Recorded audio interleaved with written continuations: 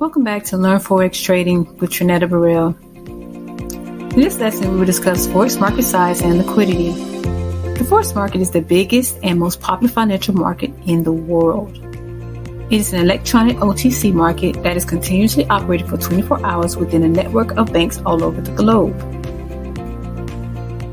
Unlike other financial markets, like the New York Stock Exchange or London Stock Exchange, the Forex market has neither a physical location nor a central exchange. This means that traders can place trades anywhere in the world as long as there is an internet connection. The Forex market is very liquid, meaning that the amount of buying and selling volume happening at any given time is extremely high. This extreme liquidity makes it very easy for anyone to buy and sell. In the next video, in this How to Trade series, we'll go over the different ways to trade Forex. If you like this video, please like and subscribe for more content like this. Thanks for watching.